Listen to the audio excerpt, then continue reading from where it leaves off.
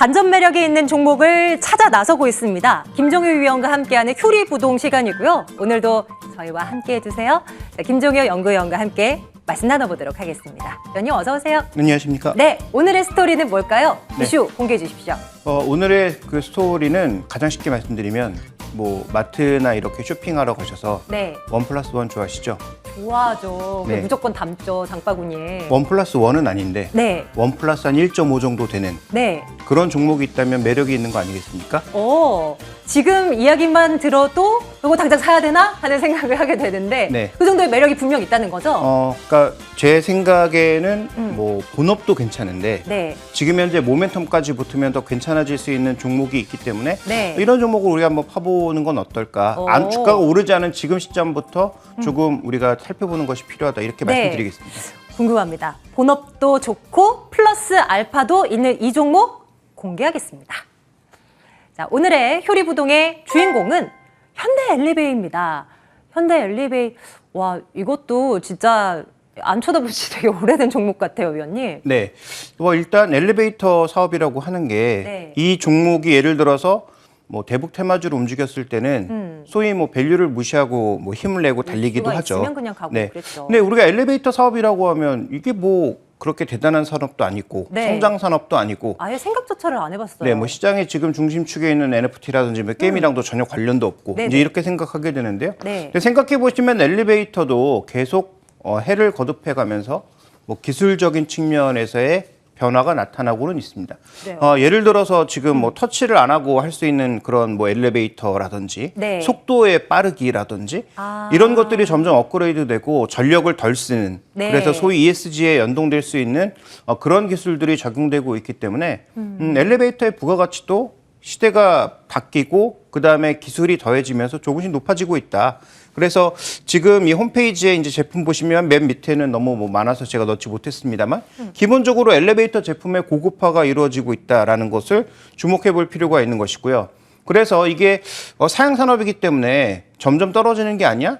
그런데 계속적으로 교체 수요는 있고 건물이 만들어지면서 들어간다라는 거죠. 그래서 교체 수요, 거기에다가 기본적인 건설업과 연계된 제품 수요, 네. 마지막으로는 유지 보수 수요 이런 것들이 존재하기 때문에 이 사업이 폭발적인 성장 산업은 아니라고 하더라도 네. 결국은 일정 부분의 매출을 지속적으로 만들어주는 산업이라는 점을 주목해 볼 필요가 있습니다. 그렇다면 핵심은 뭡니까?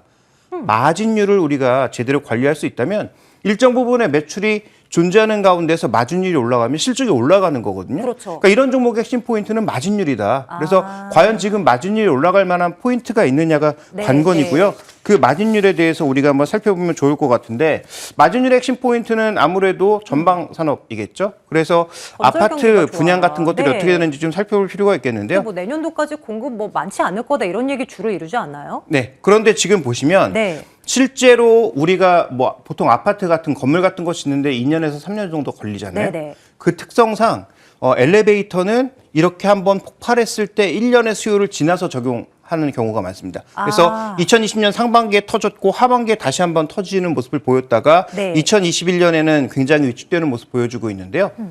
추가적인 어떤 수준은 그 다음에 나타나겠지만 엘리베이터가 언제 들어가냐면 기본적인 골조가 만들어지고 난 다음에 들어가기 때문에 네네. 기본적으로 보면 2020년 하반기에 댕겼던 이 수요의 엘리베이터의 수요 발생은 결국은 내년 초에 나타난다는 거죠.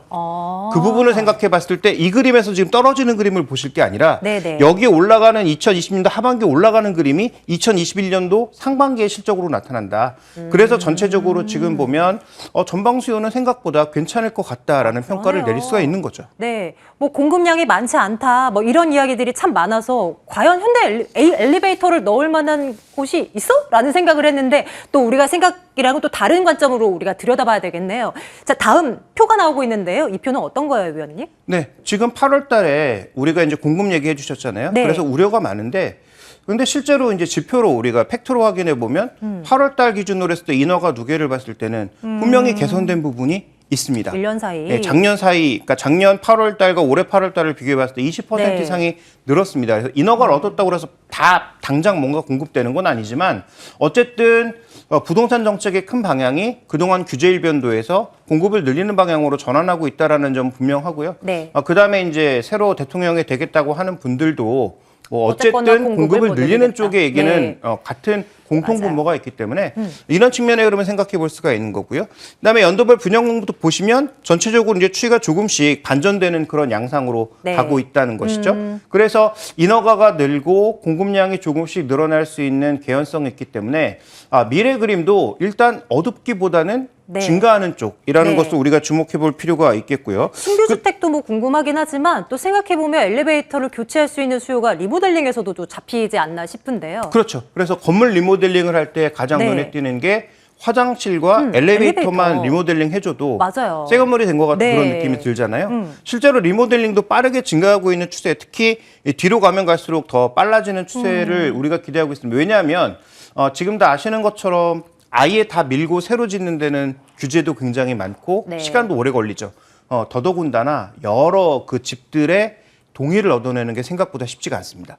그래서 그런 부분들 때문에 빠르게 진행하려면 그냥 리모델링을 하는 게 더 빠르잖아요. 그러니까 그런 리모델링 수요 자체가 증가하고 있다는 점까지 고려해 봤을 때 일단 본업에서 보면 일단 2020년도 하반기에 올라왔던 부분이 실적으로 내년 상반기에 나타날 가능성, 네. 거기다가 미래 그림도 전체적인 공급량 증가와 리모델링 수요 증가로 인해서 뭐 아주 폭발적으로 상승한다 이렇게 볼 수는 없지만 네. 기본적으로 실적 상승이 외형 측면에서도 그다음에 수익성 측면에서도 조금씩 올라갈 수 있다라는 그런 개념으로 접근을 하고 있습니다. 네, 앞서서도 지적을 해주셨지만 매출이 그래도 물론 올라갈 것으로 기대가 되고 있긴 하지만 뭐 정체가 된다면 마진율을 높여서라도 뭐 이 정도가 이게 뒷받침된다면 실적이 어느 정도 긍정적으로 되지 않겠느냐라는 지적을 해주셨어요. 그 부분도 좀 주목을 해주세요. 네, 다음 이제 준비된 그림 하나 보시면 이 재밌는 그림인데 실제로 지금 2021년도부터 움직이고 있는 게 제품 마진율이 올라가고 있는 게 아니고 유지보수 마진율이 올라가고 있습니다. 그러니까 유지보수와 관련된 여러 가지 잡음들이 현재 나오고 있는 것은 사실이나 네. 유지보수와 관련된 마진율이 올라가고 있는 것은 최근에 저쪽에 수요는 굉장히 많은데 사람도 뭐 부족하고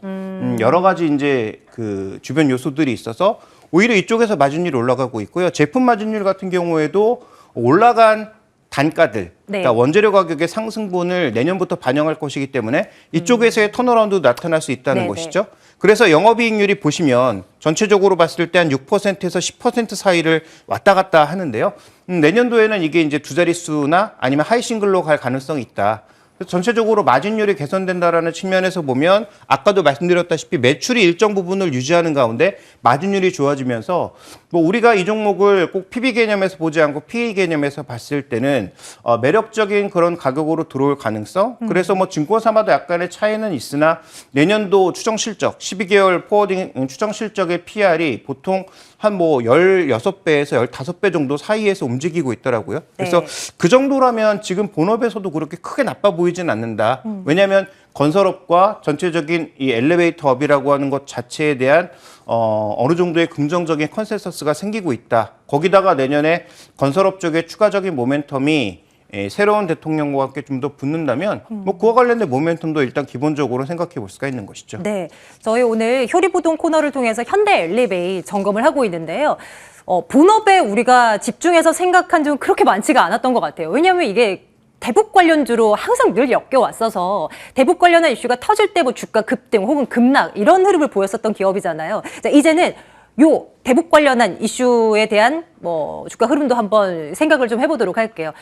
물론 막 돌발적으로 이슈들이 워낙 터졌던지라 뭐 주가 흐름을 예측하기는 이 대북 이슈로는 참 이 연결고리가 짓기가 쉽지는 않은데요. 네. 뭐 그래도 좀 생각할 만한 거리가 있을까요? 그러니까 저는 기본적으로 이 종전선언이라고 하는 건 플러스 알파. 그러니까 우리가 뭘 사면 추가적으로 얹어지는 사은품이지 이것 때문에 이 종목을 사서는 안 된다는 거죠. 네. 기본적으로 본업이 개선되고 있기 때문에 관심이 가질 필요가 있는데 네. 여기서 우리가 관심을 가졌을 때 본업에서의 우리가 생각하는 기대 수익률은 그렇게 높지 않을 수 있습니다.